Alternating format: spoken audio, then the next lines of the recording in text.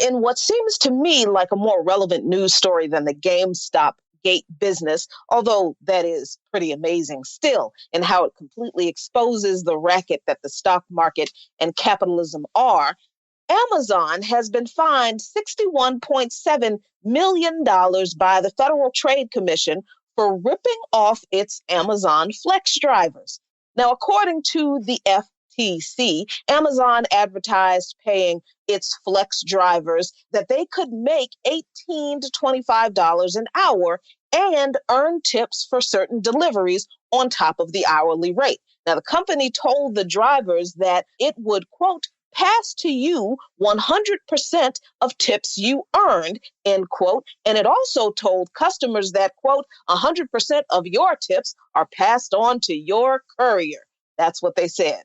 But Amazon lied on both accounts, since the company almost immediately started skimming drivers' tips by switching to a variable pay system without notifying the drivers. Now, this reduced the amount the drivers earned based on some slick and slimy internal algorithm that Amazon cooked up, which would take the tips of the drivers and then reduce their pay by the amount of the tip taken. So a driver would make $18 for a particular delivery, but if a customer tipped $6, Amazon would only pay the driver $12 for an $18 total payment.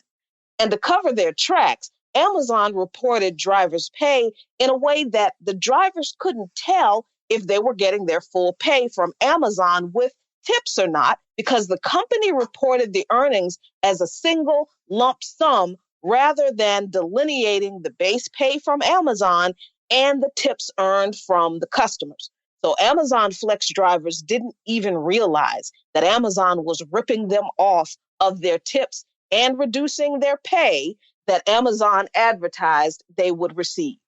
And on top of that, Amazon advertised on their customer-facing app that cash is not accepted upon delivery. So, people like me who don't trust these companies in the first place were discouraged from slipping the drivers a few dollars in their hand to make sure they got their tips.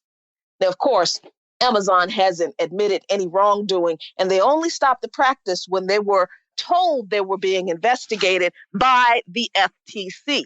But I think this issue is more relevant to workers than the GameStop issue, because you and I are more likely to come in contact with working class folks who work for Amazon than with working class folks who have enough money to bet on the stock market. So Amazon ripping off workers' tips and swindling them of their pay affects the working class more directly. And FTC Commissioner Rohit Chopra seems to agree, as he urged the FTC to impose further penalties and investigate if Amazon broke anti-monopoly laws, noting that the alleged scheme, quote, likely produced significant benefits for the company, end quote. Huh, you think? He said, this cannot be the only action we take to protect workers and families from dominant middlemen. The FTC will also need to carefully examine whether tech platforms are engaging in anti-competitive conduct that hoodwinks workers and crushes law-abiding competitors. While Amazon.com is one of the largest, most powerful, and most feared firms in the world, the company cannot be above the law. Now, the FTC says that it will distribute the $61.7 million in fine paid by Amazon to the drivers that the company ripped off.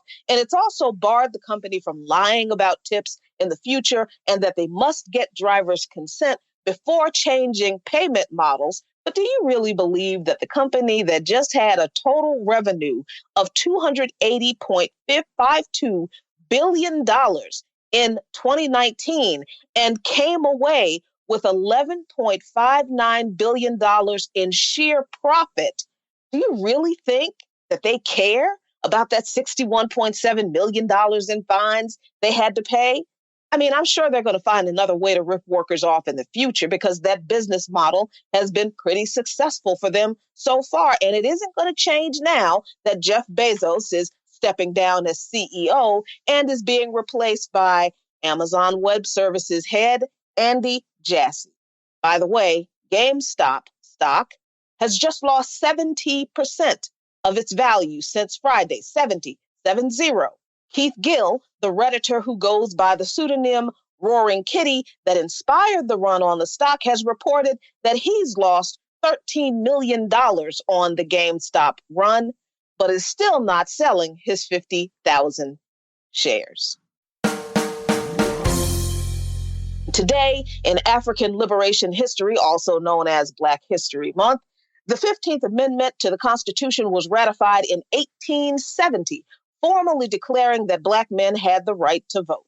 Now, the amendment reads, quote, "The right of citizens of the United States to vote shall not be denied or abridged by the United States or by any state on any account of race, color, or previous condition of servitude," end quote. But the 15th Amendment has been violated in many ways since its ratification, first by overt methods like poll taxes and literacy tests and outright violence and murder to keep Black men and then later Black women from voting, and it is still violated today through spurious voter ID laws, voter registration purges, and other tactics, all designed to keep Black people from being able to vote.